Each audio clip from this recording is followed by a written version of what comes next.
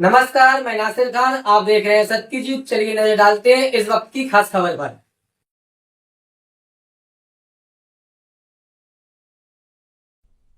संघर्ष सेवा समिति कार्यालय पर बेटी के हाथों में ससम्मान सौंपे गए सपने। झांसी संघर्ष सेवा समिति के कार्यालय में मंगलवार का दिन एक भावनात्मक और सुखद क्षण का साक्षी बना, जब समिति के संस्थापक डॉक्टर संदीप सरावगी ने विवाह बंधन में बंधने जा रही पूजा रायकवार को उपहार भेंट कर उनके उज्जवल भविष्य की हार्दिक शुभकामनाएं दी। शिवाजी नगर गंगा हॉस्पिटल के पास किराए के घर में रहने वाली पूजा रायकवार अपनी मेहनतकश मां स्वर्गीय शांति देवी और पिता अमरजीत रायकवार के संघर्षों से प्रेरित रही हैं। जीवन की कठिनाइयों के बीच 10 दिसंबर को होने वाला यह विवाह परिवार और परिचितों के लिए आशा और नए आरंभ का प्रतीक माना जा रहा है। समिति की ओर से पूजा को full size trolley bag, kitchen set, sari व अन्य उपहार देकर उनके विवाह में सहयोग प्रदान किया गया। उपहार सौंपते समय भावुक होते हुए डॉक्टर संदीप ने कहा कि बेटियां परिवार का गौरव होती हैं। संघर्षों के बीच पली बढ़ी पूजा एक मजबूत और सशक्त स्त्री का उदाहरण है। हम उसकी नई जीवन यात्रा को सुख, समृद्धि और सम्मान से भरी होने की कामना करते हैं।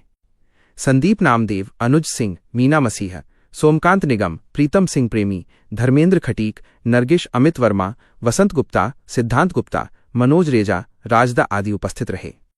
कार्यालय का माहौल इन भावुक पलों से भर उठा। समिति के सदस्यों ने भी पूजा को आशीर्वाद देते हुए उसके भविष्य को मंगलमय होने की शुभकामनाएं दी। पूजा रायकवार की ये विदाई केवल एक विवाह नहीं, बल्कि संघर्षों के बीच सपनों के साकार होने की सुंदर कहानी भी है।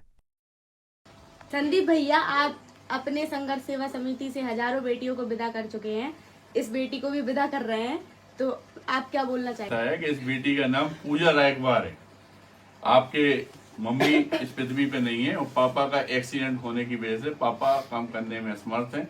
इस बेटी की शादी है। संघर्ष सेवा समिति से जितना हो सकता है अपनी बेटियों के लिए एक पिता के रूप में, एक बड़े भाई के रूप में जो हमसे बन पड़ता है या हमारी संघर्ष सेवा समिति से बन पड़ता है, उस सबको हम लोग जरूर करते हैं। और यह पूरे बुंदेलखंड में सबको मालूम भी है और अवगत भी कराना चाहते हैं कि वास्तव में आपकी निगाह में अगर कोई भी इंसान ऐसा है जिसके पिता नहीं है, माँ नहीं है, परेशान है, पढ़ाई लिखाई करना चाहता है, तो हम लोगों ने जिंदगी में सिर्फ यही सोमन खाई है कि जब तक जिंदा है तब तक सेवा भाव करते रहे। इसी सेवा भाव को देखते हुए, करते हुए आज मैं अकेला चला था।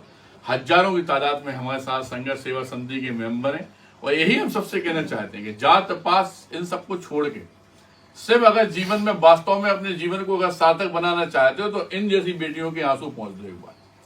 ये कसम खा के हम कह सकते हैं इस बात के लिए कि जगत जननी जब आप किसी के आंसू पहुंचते हैं तो वहां भगवान जगत जननी माता रानी स्वयं विचरण करती है।